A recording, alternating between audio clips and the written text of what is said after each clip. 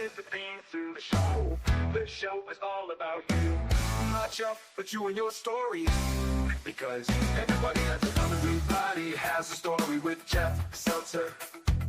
Everybody has a story with Jeff Seltzer.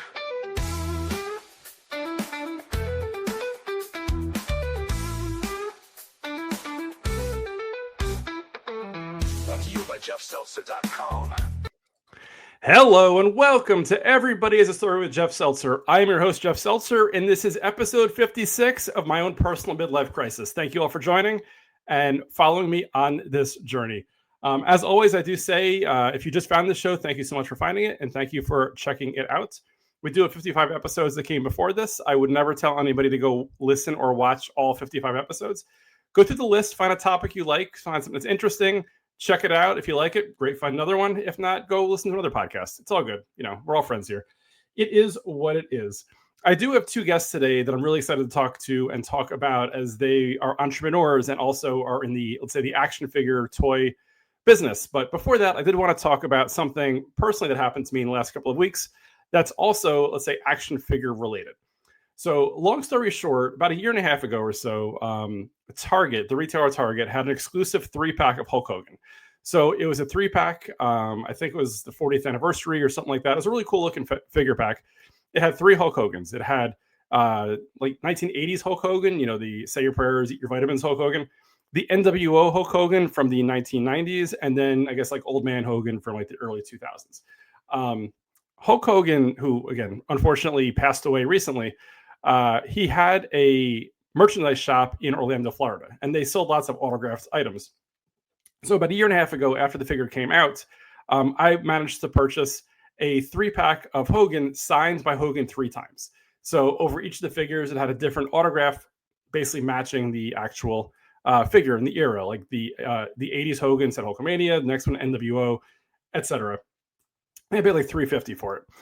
So fast forward till about, let's say, a week and a half or 2 weeks ago, and I was listening to the Major Wrestling Figure podcast, Matt Cardona, Brian Myers, and Smart Mark Sterling. And Matt Cardona was talking about how he wanted to buy this 3-pack signed from one of the listeners of the podcast. He said he made the guy an offer of like a decent amount of money, significantly more than I paid for mine. So I'm looking at it and I'm thinking to myself, I'm like, there's a lot of value to this figure. It's sitting in my attic and it's just collecting dust. It's probably worth selling at this point.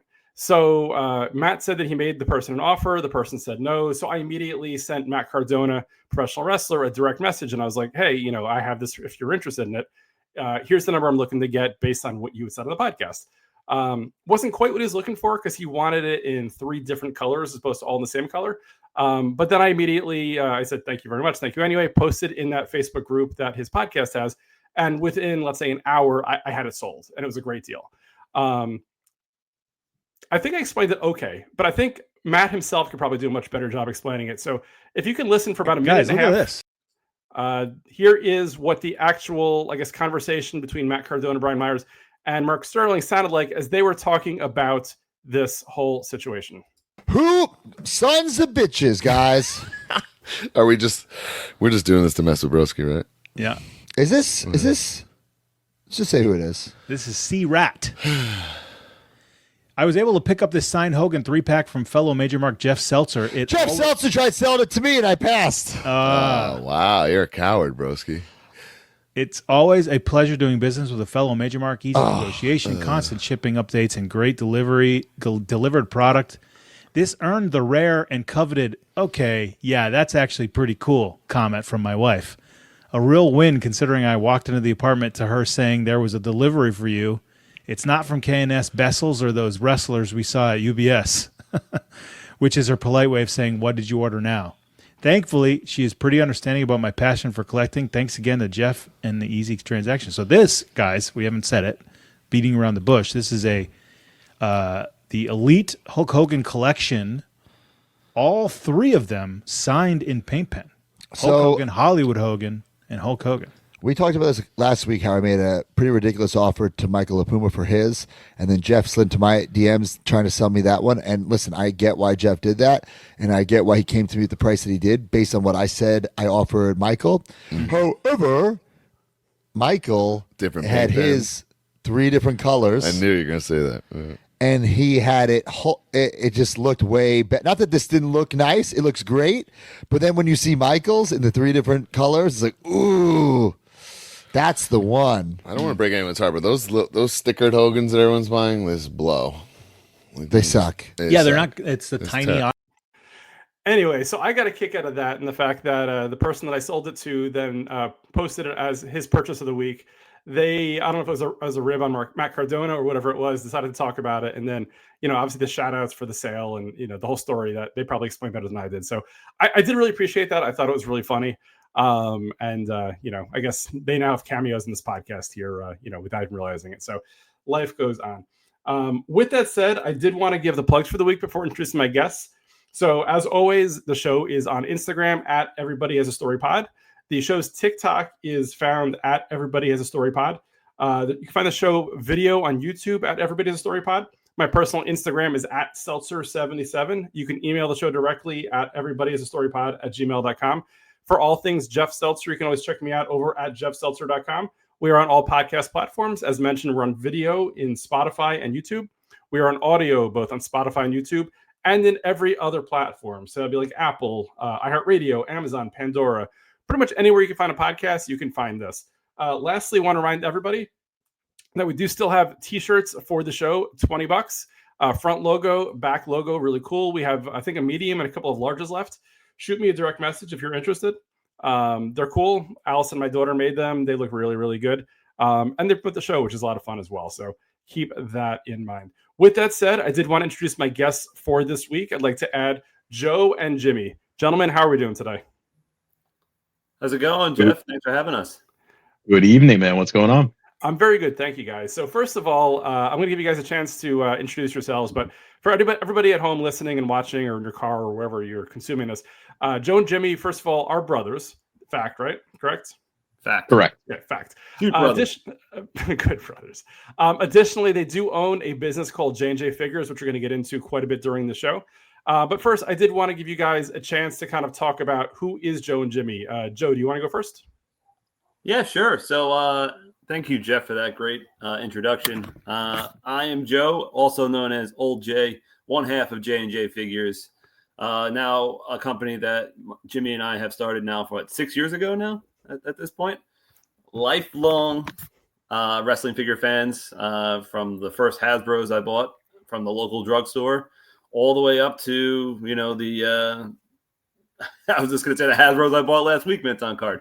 So I am all over the place when it comes to wrestling figures. It's been a lifelong passion, and I'm so fortunate enough that I have a younger brother that has similar tastes. So Jimmy, welcome. So Jimmy, so Joe, thanks for your intro. Jimmy, do you want to give a little rundown on who is young Jay? Absolutely. So I am the young one or the youngest one, or you will hear it on every single Whatnot Hype video that I do, that I try to do a different variation of young somewhere in there. But I'm really Jimmy, the brother of Joe, the other half of J&J Figures. Don't know much. I don't know any life without Joe, I should say. But I am very grateful for that because it introduced me to the lovely world of professional wrestling and, of course, action figures as well. We've been collecting since I've been alive. So Joe's got a few years head start on me, but coming and going, different collections, moving and shaking, a whole bunch of different things at different times. But as Joe says, still keeping up with the current products, obviously. And then outside of the wrestling world, huge into sports, very big into basically the big four sports right now. Married, 3 cat kids, no actual kids, but 3 cat kids, I should say. Nice. And yeah, man, just very happy to be here. We thank you for having us on and looking forward to telling our story. Very nice. So guys, first of all, thank you so much. Secondly, I would say Young Jay, you're probably my top 3 favorite youngs. We got Young MC, we got Young Sandwich, aka Andy Samberg, and now we have Young Jay as well. So filling out the trifecta there. We've got the youngins, right?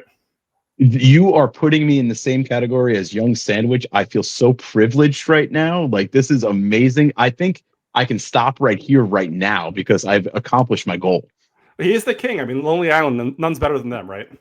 Absolutely, man. Do so. I know a little side tangent here, but the new Naked Gun is streaming now on Paramount. So I'm itching to watch it because I didn't catch it in theaters. So I want to see how the Lonely Island Boys did with the take on Naked Gun. So I'm looking forward to that. Yeah, I saw it in theaters. I think it was either opening night or like opening weekend or whatever else like that. I think Akiva from the Long Island directed it.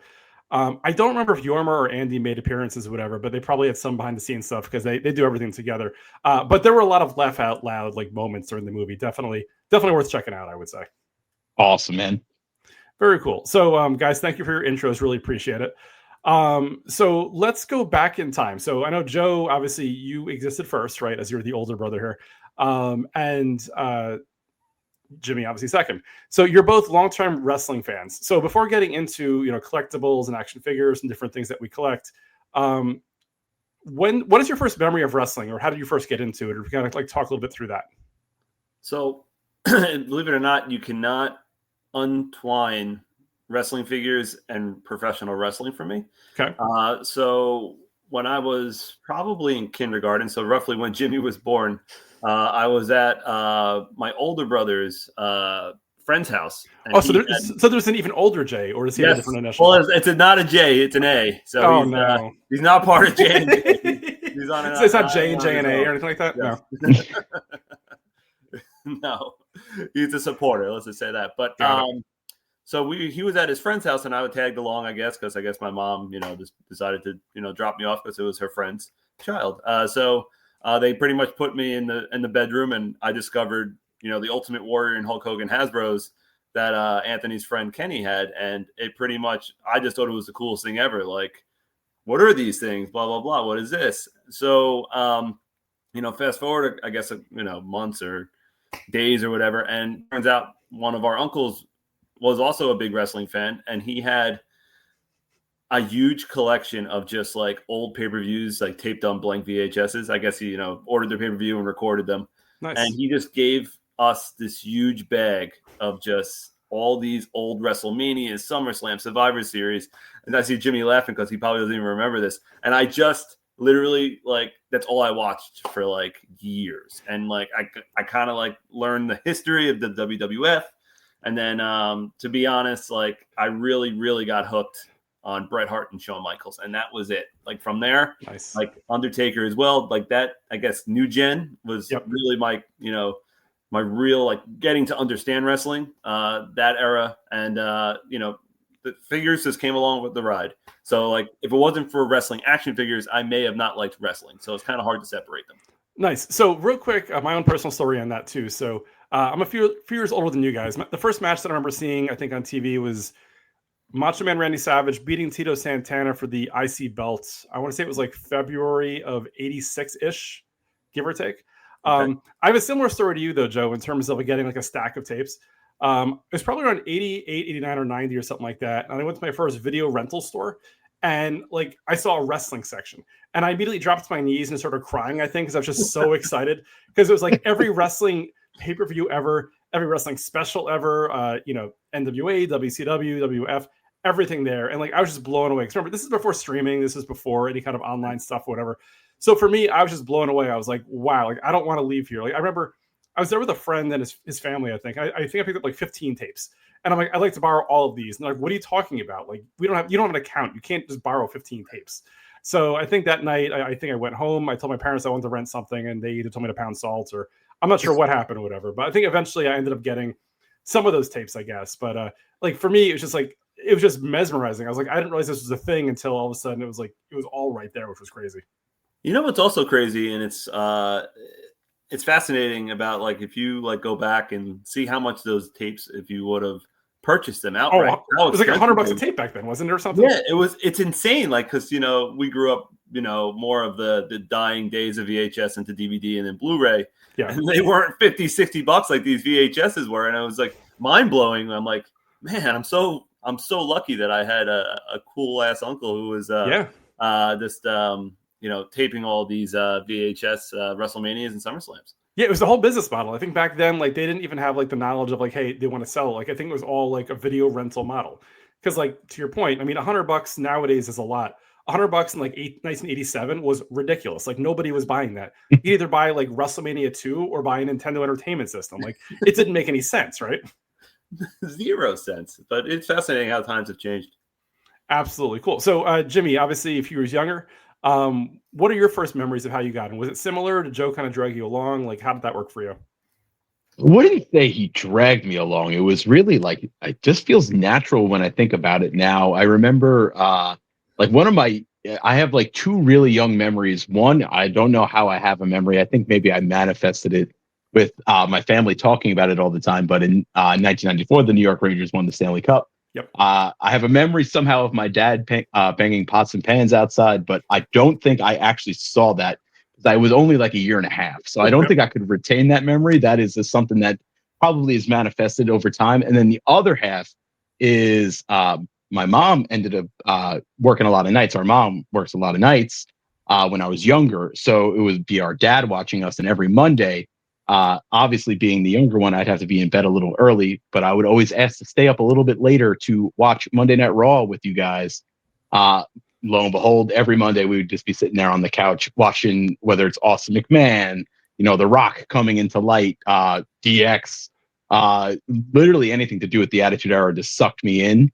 And then it's so funny that you guys both mentioned tapes. Joe, I don't know if you know this, but as I was starting to really watch the Attitude Era, I would actually go back and watch some of your like Coliseum collections that you amassed, or like the one that still stands to me, and I'm so happy the WWE Net Peacock has it, or whatever you want to call it now. It's The Undertaker. He buries them alive. So like good, that was right? it's so good. Like I think I wore the tape out because I watched it so much, and it's very funny because I was scared of Paul Bear when I was younger. Right. So I think I kept putting that tape on to like psych myself up to be like, he can't hurt you. He's just a character. Right. But no, it was really. I'm very lucky to have Joe to kind of like usher the way into the wrestling world for me. And very similar to Joe, you can't really talk wrestling without the figures that kind of go with it.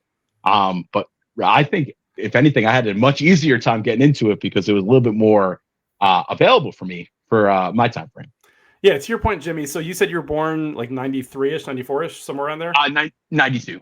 92. So by the time you're probably old enough to think about toys, you're talking what, like probably 96, 97. And by that point, when Jax started coming out with the action figures, you go to KB Toy Store or Toys R Us, and they were there, right? Exactly. And my first ever figure was Bone Crunching Action Series 3, Ahmed Johnson, who nice. I think, old Jay, I don't know if I've told you this, I think I got to find that MOMC somewhere. That way we can just have it in the warehouse so I can keep staring at it. I still have my OG from the childhood in my house right now. I do want to get that mint on card, though, and play that somewhere. You could definitely get that signed because Ahmed makes towns. He does. That would be awesome. Get that signed.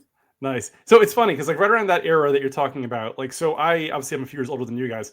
So in the late 90s, I was going to college. I went to Rutgers, and I was working in Menlo Park Mall. I worked in a CVS and I worked in a Sam Goody. And I remember lunch break, every single time I worked, I'd go to the KB Toy Store to see what action figures just came out. So like I remember like I was making $5 an hour. I would probably spend half my paycheck on the new action figures, whatever came in, right? Just to kind of do it. And like I was way ahead of my time. Like at that point, like I mean, at that point, I'm 19 years old. Like I wasn't buying them to play with. Like I legitimately had my bedroom, which is full of mint on card action figures.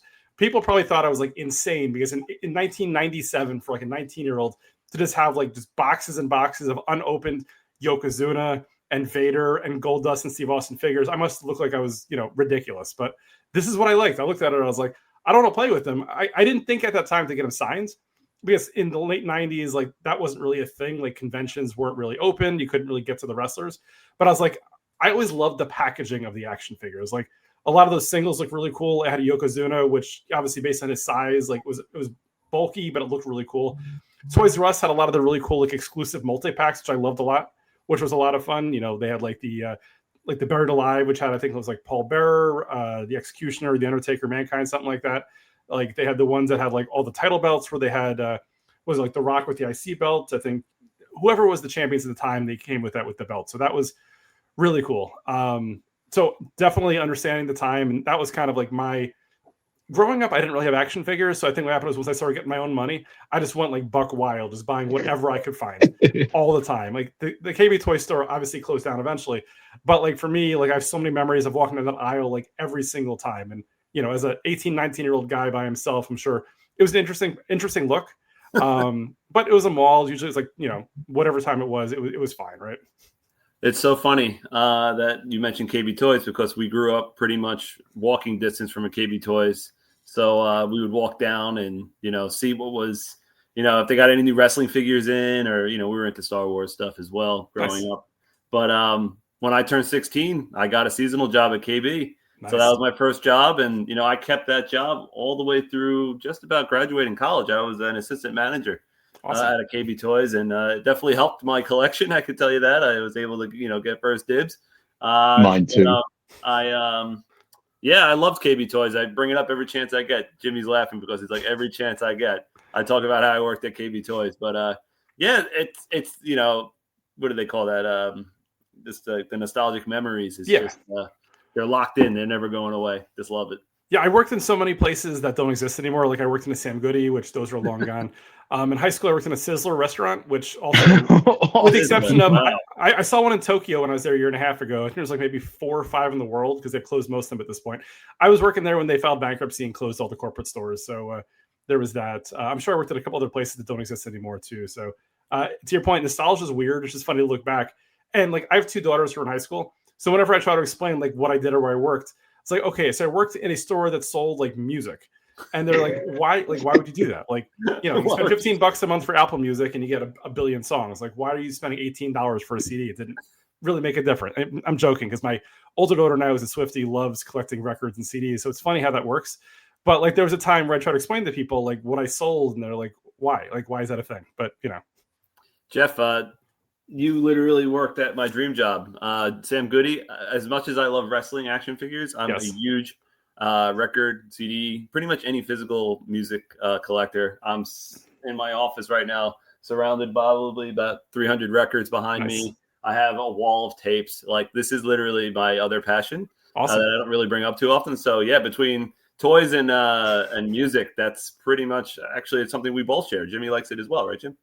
You got to assume that with the older brother, the younger brother must follow everything that they do. So it's so funny that like when the vinyl revolution came about, I feel like me and Joe were a little early with that, though. I'd like to say that because of the eldest Jay, aka our dad, would just listen to vinyl, I think, very often when we were growing up. He never really let go of it. Yeah. So when some of our bands started to like repress stuff or actually press stuff, we were like, hey, yeah, we should try this out. And his face, like when we brought home some vinyls, he's like, what the heck is going on? And now look at it. It's just such a booming industry. But Joe hit the nail on the head. Anything physical media, we have a little bit of a soft spot for. Like, we just love the feeling of holding something or owning something. And that's why, like, I walked into my Target Monday. I saw that they're opening at midnight for the new Taylor Swift album. And I'm like, that's awesome. Yes. It's great to see. It's like, it's not just limited to now these local like indie stores for music. It's a Target that's going to be open at midnight for the new Taylor Swift. I think that's fantastic.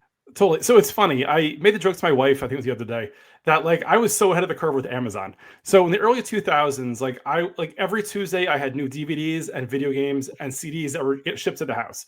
Nobody was shopping on Amazon back in like 2003. But I was buying like all of my physical media at the time. Fast forward to 2025, obviously everything's digital now. So I don't buy that kind of stuff.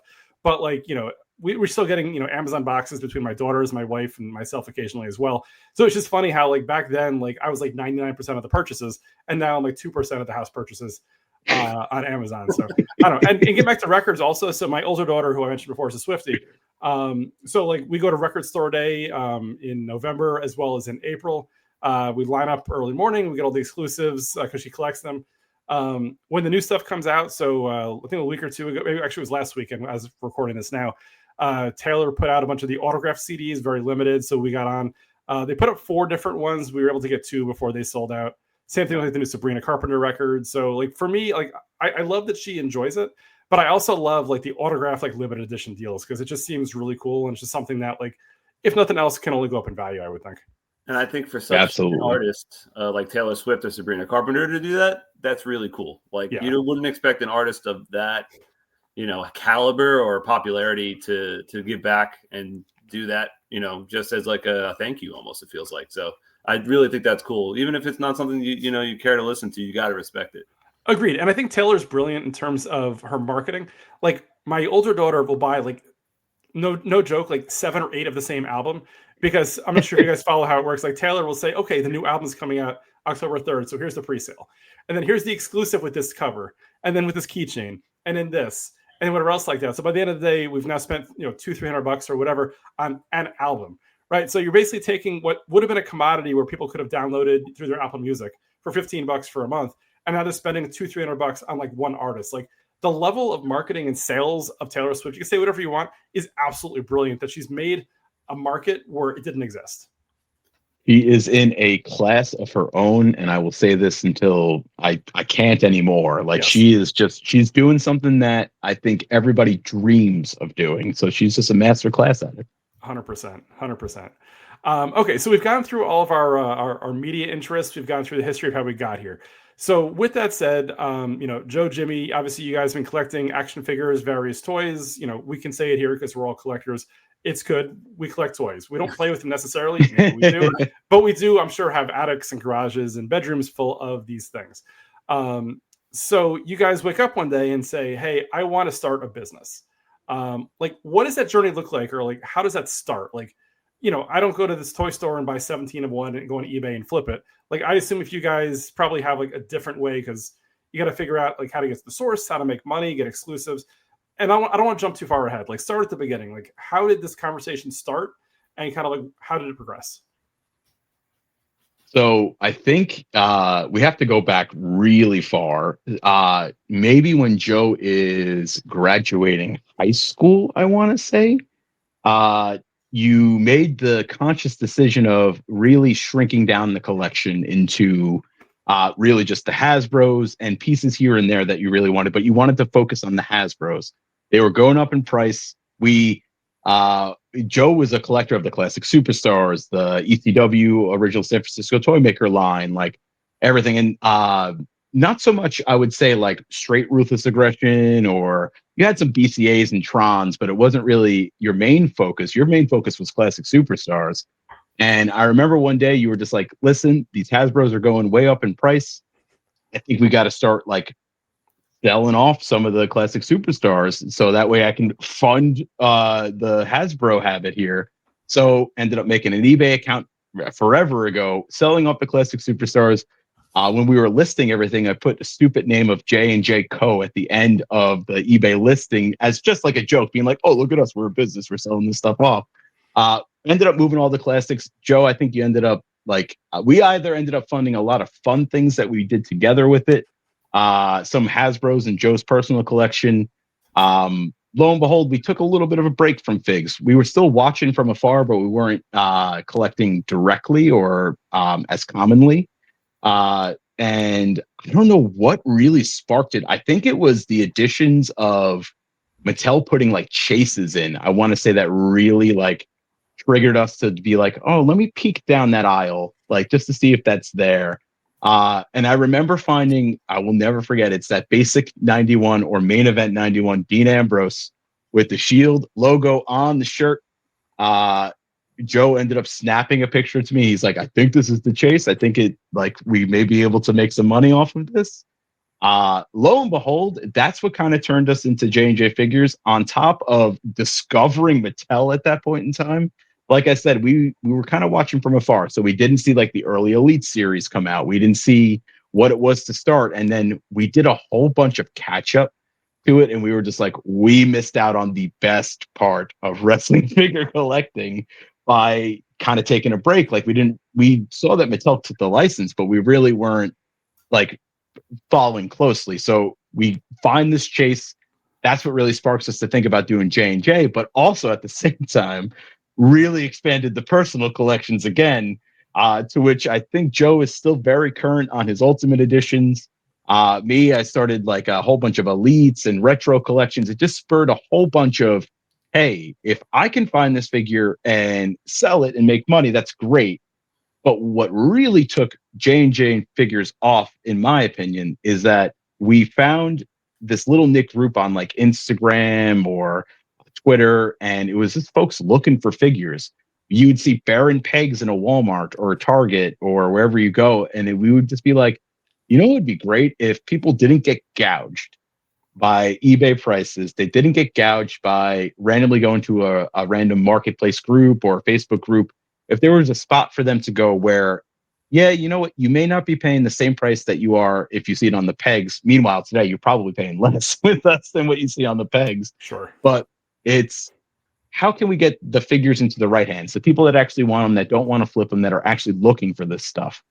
So what turned into a really big rush of finding something to be like, we could make money, ended up turning into a passion project for us where it's just, we want to get these figures into the right hands. There's people that don't have Walmarts and Targets around them that have to rely on the internet or any type of online retailer in order to get their action figures. And then you think about what 6 years pass, and that's where we are today. It really just started by us loving the chase of finding something. Joe said that we used to collect like Star Wars when we were younger, McFarlane's as well, who were like, I think the OGs of the chase, if I'm not mistaken, with the sports picks, where when Joe was working at KB, obviously we're very big into sports. We would try to find that alternate jersey or whatever. And that was just for our collection because we're like, the alternate jersey is probably nicer anyway. Lo and behold, ends up just being a passion project to get the right figures into the right hands. And that's what it still is today, as large as it's grown into for us. So like we were talking about what's to come for 2026 and what we want to do down the line. And I turned to Joe. Literally yesterday, I sent him this text message. I said, I never thought it would get like this. And here it is today, man. Nice. So just to kind of go back a second or so. So when you initially started J&J, and obviously you were trying to get the right figures in the right hands, you were not like an official distributor, right? You were basically just buying it at Walmart or Target or wherever you saw it and just kind of flipping it, not for exorbitant prices, but trying to, it's almost like, paying it forward of sorts, right? Trying to make sure that those people who lived in areas that like where I live, I have a Walmart, a Target not too far away. Like their wrestling sections are not very good. I mean, I'm in a fairly busy area, so my guess is probably there's somebody who hangs out there, and as soon as it gets, filled up, it gets sold out or whatever. But by the time I get there, there's nothing ever there. So this is where someone like myself would have benefited from what you guys were doing years ago to say, hey, this is something I want. I can't find it here. How can I get it without spending an eBay level of cost? Joe, I assume you're aligned to that. Any additional perspective you want to add to that? Yeah, to go off what you were just saying, we didn't start out as a distributor. It would be almost, I think, next to impossible, especially in today's age, just to start going without. We pretty much started from nothing, right? So we didn't have any sort of like magic chest that we weren't Scrooge McDuck, So we had to start with like finding the maybe hard to find ones in stores, but then as we started to get to know people. We started, buying and selling people's collections. And that really was kind of like what really started, I guess, kickstarting us. And then also the app Whatnot. I'm not sure if you're familiar with it, Jeff, but that was really like the rocket on our back, I think, for the biz, because we had a real opportunity to kind of show off, our personalities, how much we love what we do. And, we really got a real chance to meet a whole bunch of collectors around the world, to be honest.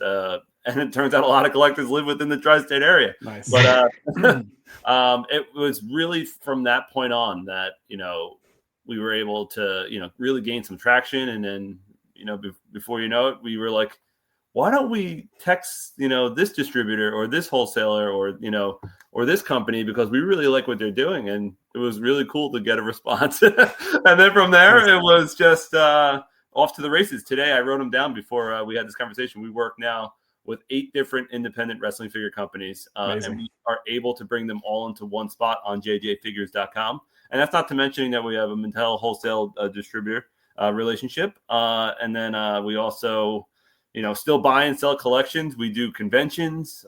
We're really all over the map now. So it's really grown from, that one Dean Ambrose chase that Jimmy was mentioning. And it really just comes down to, though, the passion we have just for the bonding we have, I guess, when it comes to figures. And just that it doesn't hurt that, wrestling's kind of cool again. A lot of people love it, and we've always loved it. Now it's kind of like fun to say that I'm a wrestling fan.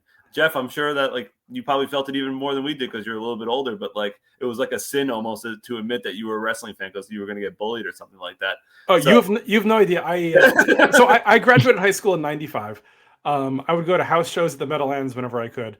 And I think I probably had like 1 or 2 wrestling shirts at the time. And I remember wearing one to school and I thought I was like, this is incredible. And like the looks that I got Yes. Then fast forward to college, I used to go to ECW in Philly all the time. So Nice. from like 96 through like 99, I went to about half of the ECW arena shows, which were insane. What I will say is I love the ECW t-shirts. What I will say is in hindsight, in the late 90s, to the, let's say, the standard civilian, not cool at all. I remember going to class as a sophomore, junior year of college wearing a Just Incredible t-shirt.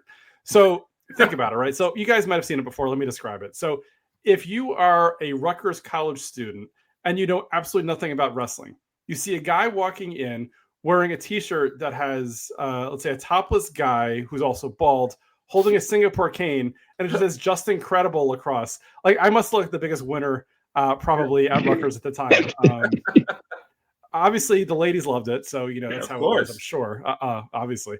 But yeah, like it's one of those things where, like, when you're a teenager, specifically, self-awareness is not necessarily one of your greatest traits, or my greatest traits anyway. I had fun with it. I loved it. But I didn't necessarily recognize that to the average person who knows nothing about wrestling, that these shirts look ridiculous and mean absolutely nothing to them. Plus, I mean, the average WWF t-shirt back in the 90s legitimately was not cool. Like objectively, they were not really well designed. Like nowadays, they've done much better. I mean, even back then, I like a Stone Cold Steve Austin t-shirt, which an Austin 316 shirt is obviously nostalgic.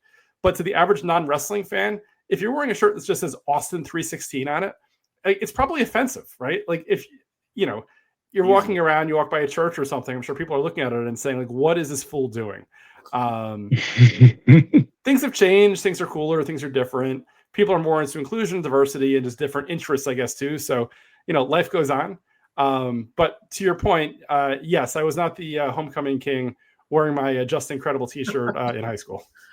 I would have voted for you, though. I appreciate that. It's very sweet of you. Thank you. Awesome. So so as you said, you eventually became a distributor for the Mattel WWE action figures. Are you guys carrying AEW figures or just the WWE and the independent stuff you were talking about?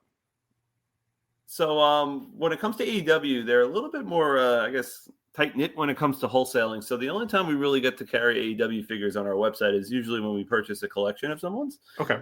It's not something that we haven't tried before, but it seems as though right now, I don't know if they're in transition or, there's some rumors going on right now. But sure. For all we know, it's not something that we've been able to get a hold of, but it's something we would love to. So if someone's listening from Jazzware, hello, J&J would love to work with you. Yeah, Jeremy Padower, if you're out there, hook him up, right? Give him a call.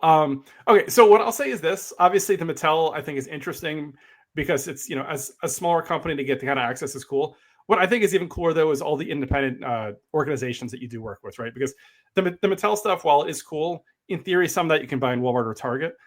The lion's share of like what I'm interested in, what you guys have, are things that like you can't just walk into a big box store and buy. Right. So like I've seen like recently you guys had Amance Warner and Steph DeLander, special exclusive figures that can only get from you guys. Right. Or other different types of things. So can you walk me through how you guys have connected with some of the smaller wrestling companies and kind of like how that conversation goes, like what that looked like? Yeah. So kind of building off of what we said originally, which is just getting those right figures in the right hands, we started to see really the groundswell of these independent companies starting to take off. Really kicked it off with Zombie Sailor, which I think Joe got immediately sucked in with the retro line coming out. Really felt like that Hasbro nostalgia, and he started collecting personally at the same time as we're trying to do something with J&J, because it was a thing when Zombie came out. We never really thought about, hey, like just contacting and starting a conversation about carrying them, because we didn't think like what would be the reason why. You go get them from Zombie, right? Sure. And then you start seeing some of these other companies come out, like bigger collections. You start seeing a whole bunch of different like just retro independent lines or just independent lines in general coming out, and you go, okay, all these figures rock. I'd love to see them, but they're all in different places. Like it's so tough if you want to be a completist. And I'm going to quote somebody that frequents Whatnot streams for us, where you're just looking for that cool piece, right? Where your collection is that you just amassed something that you think is cool. That is like the basis of our website, which is, okay, go here, grab whatever you feel is cool within the wrestling figure world, because we'll have it all essentially. Right. And you can mix and match with what you want to it. You don't have to be, all right, I have to go grab this from Zombie, and then I have to grab this from Title Run Toys, and I have to grab this from Figure Collections. Like, you can just grab them all in one spot.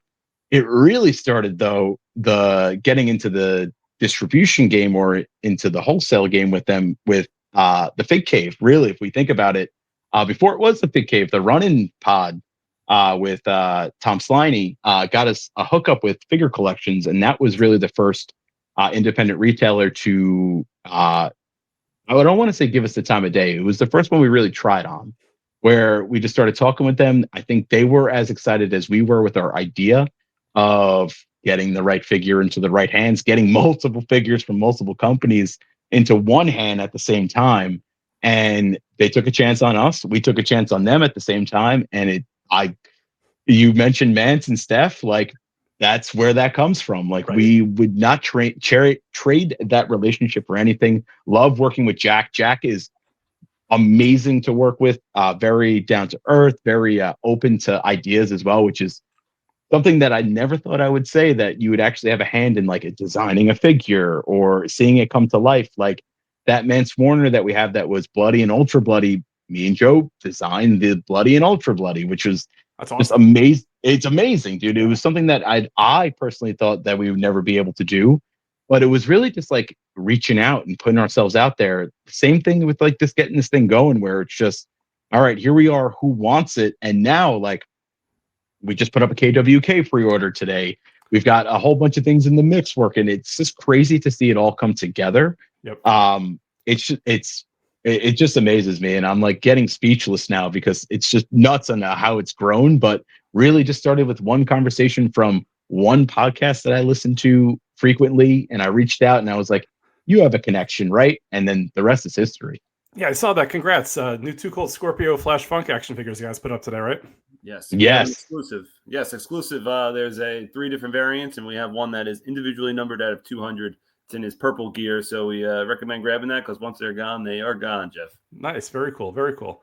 Do you guys, so I assume the business is big enough that like you own the inventory, right? So it's not necessarily like a consignment. It's when you place the order for Flash Funk or for Mance or whatever, like you are taking ownership of it. You are paying for it with the idea and knowledge that like you need to make sure you flip it or sell it. Otherwise you're holding the bag, right? Basically, like at what point did you kind of like get comfortable enough that you can take an inventory, that you can afford it, and that it was like a legit business? So luckily, Jimmy is a analytics guru, Yeah. and kind of ties in with his regular shoot job. That even since day one, he just kept a record of everything. He was keeping a record, whether it was what we have in stuff, what we have in inventory, what we sell everything for. So we have, since day one of, what we've done and what we've, we're able to do based financially. Yep. It was getting to a point that, because, I think Jimmy would have no problem me saying this, we were running this out of our basements for the longest time, because to be honest, like you just don't, get up one day and decide, I'm going to buy warehouse space. But maybe some people do, but not J&J. So it took us, we wanted to see, how far we could take it, and bless our wives for putting up with, every room in the house outside of the bathroom probably had, figures everywhere. Even the bathroom. Yes. Maybe. It was an exclusive. It got right? to the point where it was just too much, and we, as a couple months ago, we took an opportunity. We've been looking for a while. We actually have our own warehouse space now. Nice. Where we're literally, doing this thing for real. So not that we weren't before, but we have a space specifically catered to what we're trying to accomplish here. So that goes in line with what you're saying, Jeff. How do you feel about taking a chance on this or that? The biggest enemy we had up until a couple months ago was space. Sure. Like we just like we had the finances to do it. We had the demand for it. It's just like, where are we going to put this stuff? Right. So that is such a huge win for us, because it can only help us grow even further. So it's a big key to our growth, 2025 and forward. Yeah, I mean, it also gives you significant credibility, right? Like, yes, you guys had a great business, but when you say I'm working out of my basement, it doesn't necessarily give like, hey, like they're fully invested in this business. But when you see you have a warehouse, like all of a sudden, whatever a warehouse looks like or means, like it sounds legitimate, yes. However that comes across, like as a a distributor or as a business owner or whatever else like that, you say, hey, ship it to our warehouse. Like it sounds official, Exactly, man. And it's so funny that with the warehouse comes us actually being able to work together Sure. as well, because we were working out of two separate spots. Right. So now instead of one of us getting maybe a round of figures, we get to open them together. We get to see everything together, which if you know anything about us, like if you ever heard us talk about anything anywhere, or if you just check a stream or even just look on the site, Yep. look in Joe's social media posts, you could just see that we are just two dudes. We are literally just two guys that will mark out over the figures just like you are. Like we will mark out over the wrestling just like you do. Like we are literally just two normal guys. So like when we get a new like round of figures and we'll look at it together, we'll geek out about it together. And now that it's actually together, instead of Joe, I need this figure, can you drive it to me, or can we meet somewhere? Like Right. it is just so much nicer. And honestly, just the sky's the limit now for us as well for what we actually want to do. So as Joe says, we're doing it for real now, even though we were doing it for real before. But it's just a different world now with the warehouse. Amazing. So we are running low on time, but I did get a few questions in from listeners that I wanted to kind of just run by you guys. So long story short, friend of the show and also friends of you guys, I spoke with Marcus Brandon and Zach Linder today, just kind of saying, hey guys, what do you think? I also did put a post on the Major Wrestling Figure podcast group on Facebook. Didn't go as well as I had hoped, but I will still run you through how that conversation went regardless. So first off, Marcus's first question was, what's the most expensive figure you've ever acquired, and did you ever sell it? Ooh. And if you don't want to share numbers, that's cool also. Like whatever you want to share, you're comfortable with, go for it. Oh, old Jay, is it the Haku Classic still? Or can you think of something higher than that? For the business, I would say probably, some of the higher end classics like you're describing here. Haku is probably really up there. But I think Marcus would probably have more fun with my answer for the personal collection. Go for it. I just recently acquired a really mint red card Undertaker from the Hasbro line, Nice. along with a green card of Crush. Also felt like it was straight out of a box. I was lucky enough that our local shop over here amassed a huge collection of Hasbro. So is that the same? Is that the same story where I'm not sure if you heard it, where Brian Myers recently got, I think, a Yokozuna autographed Hasbro? Yeah. So luckily, like Brian, I'm pretty friendly with the owner of the store. So outside of Brian Myers, I was the only other one who really had a shot on buying these figures before they went out. So nice. I was able to grab the Crush and the Undertaker. Awesome. And I have no shame of saying that I spent, close to $1,000 for both of them. But to be honest, I needed them for the collection, and to be, it's just what they're worth these days. I don't think, I say this all the time when we're on a live stream, is like, at the end of the day, guys, it's plastic, and it's what it's valued to you. Like to somebody on the street, it could just be a piece of junk. But to me, that Undertaker is a $500 figure because it means so much it completed my red cards, like I needed that. I wanted it in that condition. It's just like it's important to the person who's buying it. So like, I always try to say, don't buy it because everyone else wants it. Like if you want it and what you want to pay for it, whatever you're comfortable with, that's what it's worth.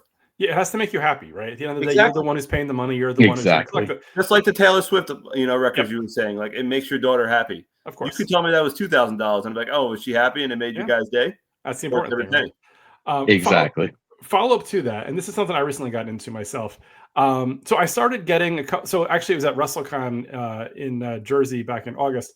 The CAS booth was right next to Cardona's booth. Ooh, so I had a couple of figures which I just got signed. I had the Danhausen Heels and Faces Midsummer figure, as well as the Cardona Gauge Heels and Faces 2-pack. Great 2-pack. And I was like, they're great. I love them. And specifically for the Cardona Gauge, there's no defender or protector that holds it. So I was like, you know what? This would be the perfect thing to get a custom acrylic, CAS slab and graded, whatever. So dropped it off. It was fairly inexpensive. Got it back, and they look amazing. I don't know if I'm addicted yet, but I love the way they look and the feel, whatever else like that. Have you guys tested the waters or tried this with any of your personal collection yet, or it's not really something you're interested in?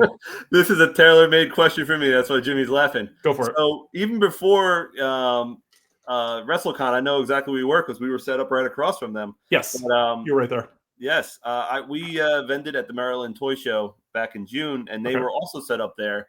And I was like, Jimmy, I really, I have, one of the figures is sentimental between the two of us because one Christmas, I guess a decade ago, probably at this point, Jimmy acquired Series 1 Andre the Giant American Card Hasbro, and one of the mintiest cards that I have. And Nice. he got it for some unreal price. Jimmy, do you remember how much you paid for it? But it had to be something ridiculous.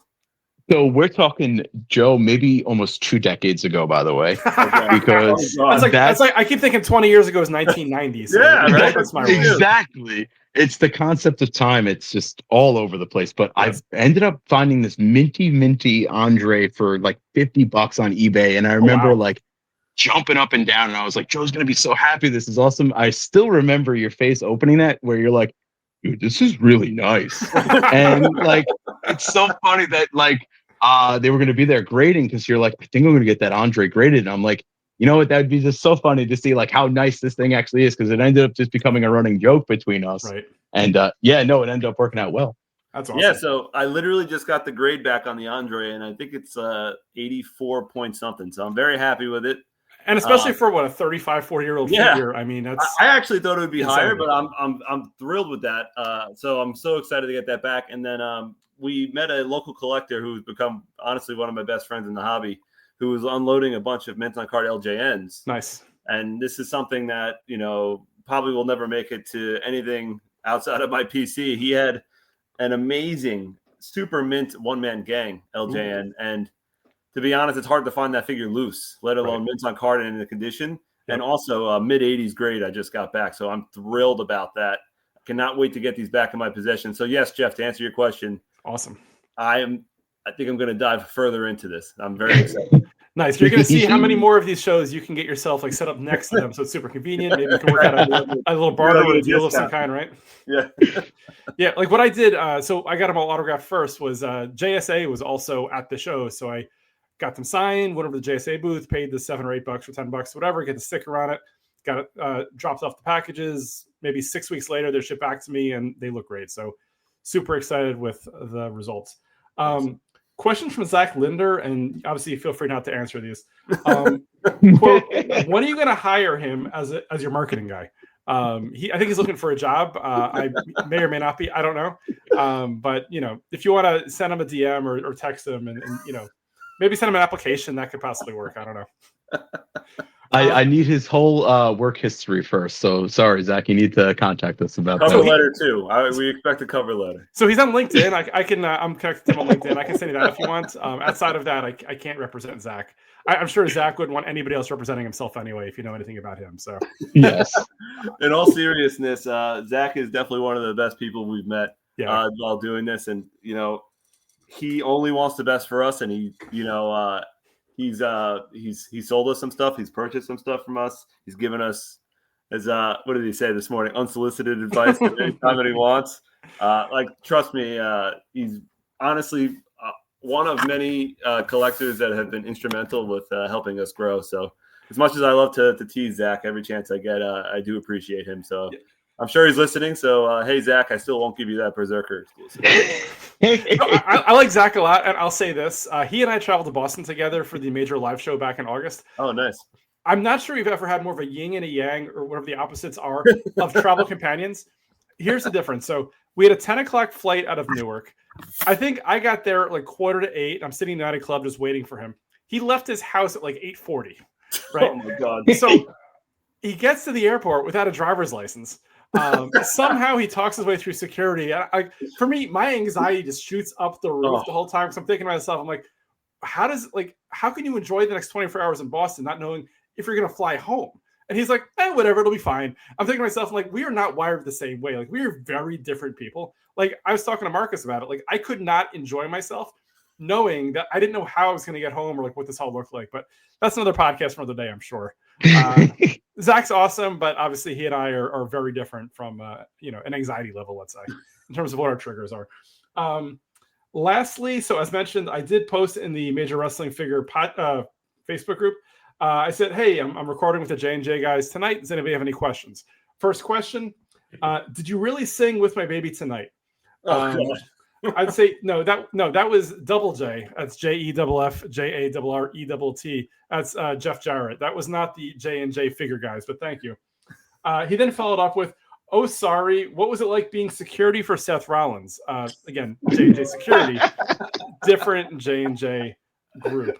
I was surprised there wasn't any Johnson & Johnson reference here either. Still, eventually, another friend of the show, Travis Hotard, had to say they sell wrestling figures.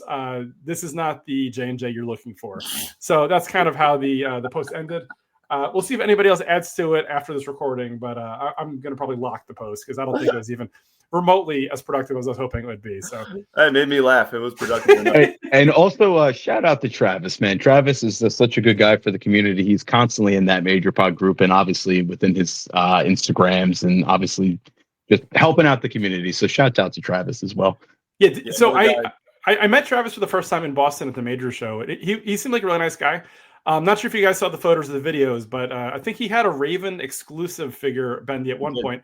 And then they had an ECW cosplay contest, and he went dressed as the Raven bendy figure. It's fantastic. It looked great. Like he looked really, really good. And the funny thing was Raven was actually at the show as well. So it was just a really just cool kind of like overall kind of setup. He also, when he came out, he had like a backdrop that looked like the bendy backdrop. Like Travis definitely planned that super well. It was great. Like definitely top notch. That's awesome. Travis is another one of those guys, like I said, instrumental, just helping us, and even just sharing our posts, liking our posts. It really goes so far in this day and age just to get our names out there. And Travis has been nothing but supportive. He's another great whatnot seller, and that's how we met. Can't say enough nice things about Travis.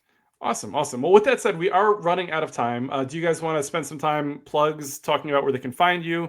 Talk about your whatnot. Anything else you want to, so people can get a hold of you or buy from you if they want? Yeah, absolutely. So anything social media, whether it's good, bad, or ugly, that is Joe's space. No, I'm joking. You can find us literally any social media platform that you're on. So your Instagrams, your Facebooks, we are X-Men here, but you can call it Twitter, whatever you want to say. We are J&J Figures on, I think, all of those now. Same thing with whatnot. Our bread and butter, though, the party never stops at jjfigures.com. You want to go there. That is open 24/7, folks. And the deals, what seems to be daily, Joe, that we are getting some new things posted on there, which is awesome. Now with the warehouse, we get to actually see the full inventory of what we have. So we're posting stuff sporadically here and there. And then obviously with all the stuff coming in, as much as we love whatnot, we are streaming on there about 4 to 5 times a month. You can catch us Fridays or every other Friday at 1 p.m. Eastern to pick up your Friday afternoon to really kick off your weekend as well. That's with $5 Fridays. Everything starts at $5. My favorite stream is me and Joe together for a flagship stream. That is one Sunday a month where, even though every stream has become us together, which is great, that's where we really just shoot and just have a good time, just talk wrestling, talk figs, relax. Take a look at some of these beautiful figures that we're running. That is usually one Sunday a month. The return of B's Bargain Bin. So my wife, Brittany, has taken on a letter of her own as B. She comes in, she gives you free stuff as you buy over a certain amount, which is amazing. It started off as a joke because she wanted all the stuff out of our house. Now it's going to be much harder for her to clear that warehouse, but we can try. And that is one Tuesday a month. So that has come back as well. But where we really, really, I think, where we excel the most, I think, and what we love the most is getting to meet people in person. Like you mentioned, WrestleCon in Newark, we were there. We have 2 absolutely, Old J, Joe, I don't think I'm speaking out of turn. Our 2 biggest events of the year still to come, with the big event in Brentwood, New York. That is November 15th at the Suffolk Credit Union Arena. We have worked the past 4 big events. This is going to be our biggest big event of all time, Nice. our biggest setup of all time. We don't even know what it looks like yet. That's how massive it's going to be. And we're going to just have over 1,000 figures for selection like we did last time. With more space, it's only going to be more figures. Amazing. And I think, not to undersell the big event because it's going to be amazing, but what we're really excited about, we are venturing down south a little bit. We are going down to WrestleCade in Winston-Salem, North Carolina on Black Friday weekend. So we are super pumped to work all 3 of those days of WrestleCade. meet some new folks that we know are down there in person, show some people on the Eastern Coast what's going on in the North, and really just get the name out there. And then we're talking about some plans for 2026. It's going to be wild, but really all about jandjfigures.com. Come see us in person. If you say, hey, I saw you on that Whatnot stream, or I follow you, you're going to pop us no matter what. Nice. You most likely get a hug from me as well. So I'm sorry about that. I'm a very affectionate person. So if you say, hey, man, I follow you and I'm this person, I'm probably going to hug you. So thank you very much for supporting us. But old Jay, Joe, did I miss anything? No, but I'll add a little bit more just to spice it up a little bit. Going back to the big event, as much as I would want to say just come to see us, there's a lot of great talent that is going to be there as well. Bret Hart, Sting, Great Muta are the three that come to mind. So those are literally going to be in the same spot. Goldberg and Bret Hart will be under the same roof. Who knows what's going to happen? So AJ Lee's going to be there as well. AJ Lee's going to be Yes. there. Yeah, I mean, big one. The lineup is absolutely insane. Only to be matched by WrestleCade, which is actually November 28th to the 30th. Black Friday weekend. I had to look real quick, Jimmy, what the actual dates is for that. So in case anyone was wondering, it's the 28th to the 30th. It's 3 days, and they also have Sting. MJF will be there, the Hardy Boys. So really looking forward to seeing, the collectors down in that general region for the first time. To go back to jjfigures.com, please use the discount code OLDJ. You can get 10% off everything on the website right now. That includes pre-orders. Yep. That includes exclusives that we have, which I think is closing in at about 10 exclusive figures right now. Nice. Across, I think, like 5 different companies. So use OLDJ, OLDJ, to save 10%. And then also, if you live in the U.S. and spend over $75, we're going to ship it to you for free. Nice. If you live in Canada, spend $99, we're going to ship it to you for free. I'm not going to count whatever tariffs or whatever stuff that may come at the border. We can't control that. That's a government thing. But the actual shipping we will cover. And then we don't want to leave out anybody who lives outside of North America. We ship worldwide. So if you're thinking about, I really want that figure, but I live in the UK, we will ship it to you. So definitely check us out, jjfigures.com. And I just want to call out one more time our friends at KWK. Sean NG puts out a great product. We just launched today the Flash Funk exclusive. I know we mentioned it earlier in the pod, but it comes in 3 color waves, and our exclusive is out of 200 units. We've already sold 30% of it. So If you guys want it, I recommend hitting us up there, and you can use that discount code OJ. So that's I think Jimmy covered most of it, but I think I put the cherry on top. Nice. So we didn't quite get to the Josh Chernoff level of how many variations of a figure. We're only at 3. Not yet. Yeah. I mean, I think it was like 8 or 9 that came out about a year and a half ago. And it was, I mean, I bought one of them because I saw him at a show, but 8 felt a little excessive for Josh. But I mean, if it makes him happy and he sells them, then all the power to him, I guess, right? Absolutely. We encourage as many variants as possible. Very cool. Well, guys, thank you again so much for joining the show. Really appreciate it. For those of you at home, again, obviously try to support Joe and Jimmy if you can. Just check out their website, their socials, follow them on Whatnot. Follow them everywhere. Just don't follow them to work or whatever. That's kind of weird. If you do want to follow me, though, you can follow me on Instagram at Everybody's a Story Pod. My personal Instagram is at Seltzer77. Been putting out some fun TikToks recently at Everybody's a Story Pod. YouTube is at Everybody's a Story Pod. You can find all things Jeff Seltzer at jeffseltzer.com. Email the show at Everybody's a Story Pod at gmail.com. Reminder, we're on all podcast platforms, so definitely check us out. Tell everyone about it. Video on YouTube and Spotify, audio, those 2 places and everywhere else. With that said, next week, I think my guests might have fallen through, so it might be a solo pod talking about my experience at Halloween Horror Nights and me vomiting in a Chili's bathroom. So we can hear all about that. It'll be lots of fun, I'm sure. With that said, have a great week. Shoot me some DMs if you want to be a guest in the show.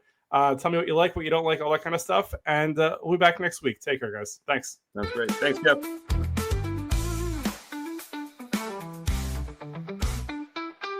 Everybody has a story with Jeff Seltzer. Everybody has a story with Jeff Seltzer. Everybody has a story with Jeff Seltzer. Everybody has a story with Jeff Seltzer.